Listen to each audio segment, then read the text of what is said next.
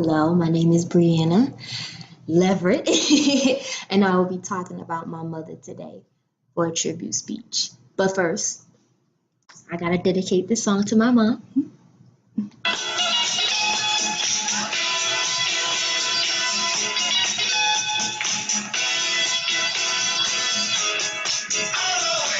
This one's for you, mama.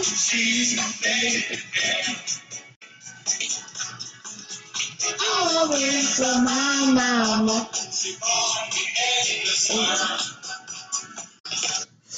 That's just a little tribute. Yeah, that's my favorite song about moms, and she loves that song when I play it to her on Mother's Day. But my mother, I definitely want to talk about my mother today. Three important dates I'm going to give to you, and three important characteristics about my mother I'm going to share with you. May 15th, 2013, April 9th, 2015, and March 31st through April 1st, 2017. I know that's a lot, but it's very important. Those three important dates have impacted me, especially with my mother, because she has been there throughout my whole life.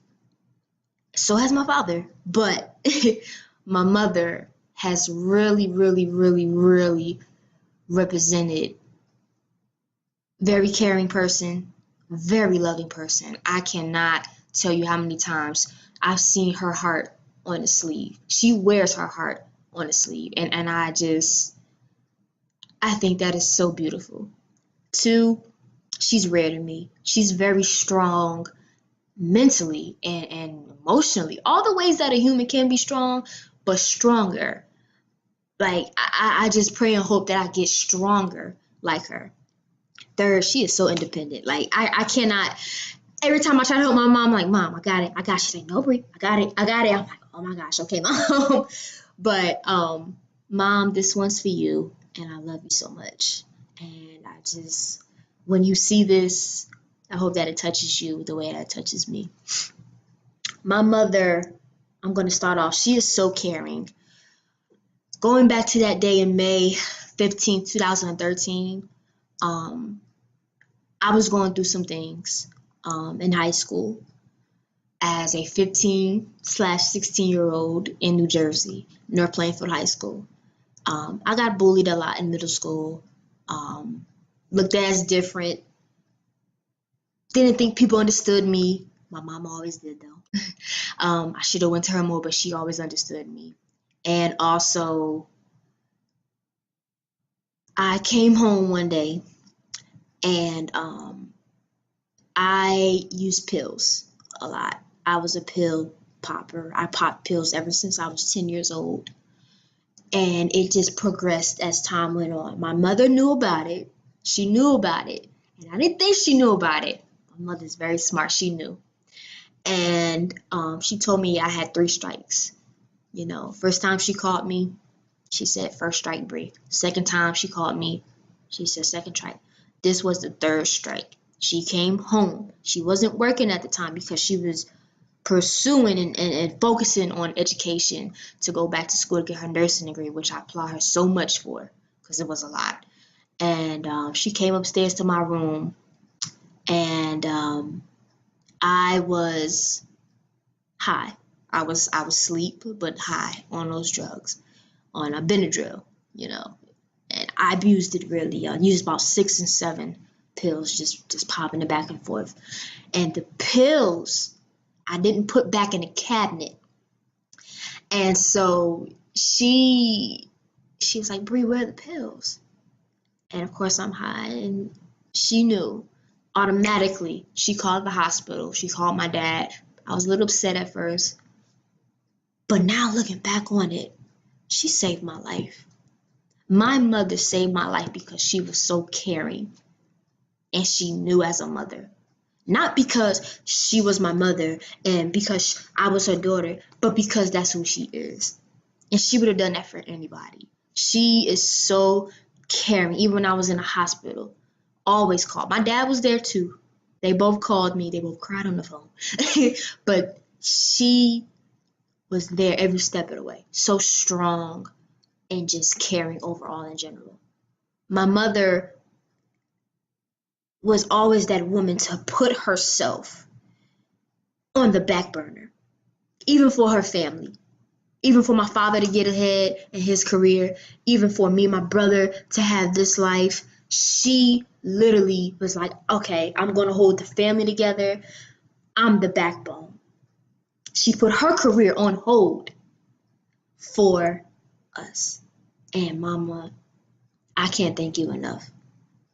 I seriously can't thank you enough. My second point is April 9th, 2015, my senior year in high school, where my mother, I'll never forget, it was around 12 o'clock. I was watching Set It Off in the family room. It's a movie. And she came in and she got all her things and she moved out of the house. My parents were unfortunately splitting at the time during my senior year in high school. I knew it wasn't really going to last due to several signs and arguments and other issues. Another story for another time. But she literally showed me how strong she was. She packed all her things along with my grandfather. He came up from North Carolina. That's her father. Came with her. But she got all her clothes, everything, little bit of money that she had working in nursing homes, little bit of money that she had, and moved out and got a place. It was a town that was about 10 minutes away, but she literally did it with nobody's help. Nobody's help. My mother is so strong emotionally and mentally. I can only pray to be like her when I grow up, when I get older, you know, as a mom, as a wife, as a person in general. And she just did the best that she could. My third point, this one's going to really touch me. March 31st, 2017 through April 1st, 2017.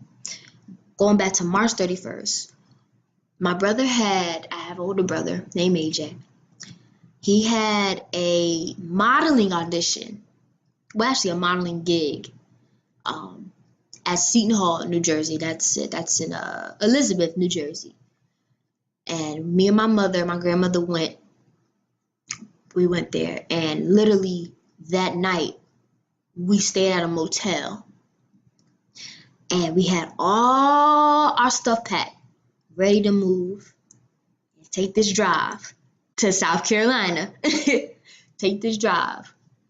And I'll never forget, I asked my mom, I said, Mom, why South Carolina?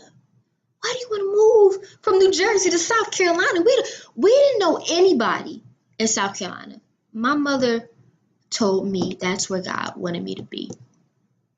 And when she said that, I saw her independence. That's our third characteristic, her independence. And I saw how independent she was and so focused. Like this was going to work. God told me to go here. Okay, I'm going to go here. Whether with you, Bree, or without you. And she told me, she said, Bree, you don't have to come. Of course, I wasn't going to leave my mother. But she showed me and she represented independence. We knew nobody. When we got down here, South Carolina, I don't have family in South Carolina. My mother doesn't have family in South Carolina. We have people in North Carolina, my grandparents. That's it.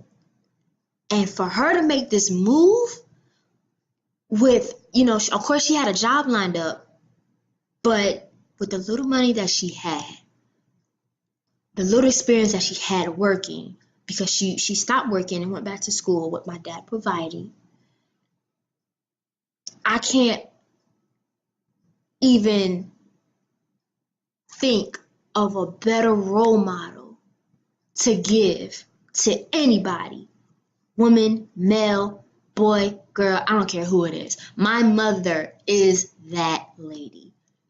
She is my mother, my favorite girl, my everything. Literally my everything. She is so rare. Try not to cry. She is so rare. She has done everything. She has saved my life a bunch of times. A bunch of times. That time she took me at the hospital, she saved my life. When she got out the house, she also got me out of a toxic environment because it wasn't healthy. Her marriage was not healthy, nor was the situation that I was around with my parents wasn't healthy. She got me out of that. And she also got me to see how new experiences can make you grow. She has shaped me into her. And I'm so glad. I'm so glad that she has shaped me into a woman that can stand on her own 2 feet, that can be caring, but also mean business, that can be strong emotionally, mentally, all the ways a person can be strong. So, Mom, I applaud you. Keep doing your thing, Mama. Keep doing your thing. I love you, and I pray every day that I'm more like you. I love you, Mom. God bless you.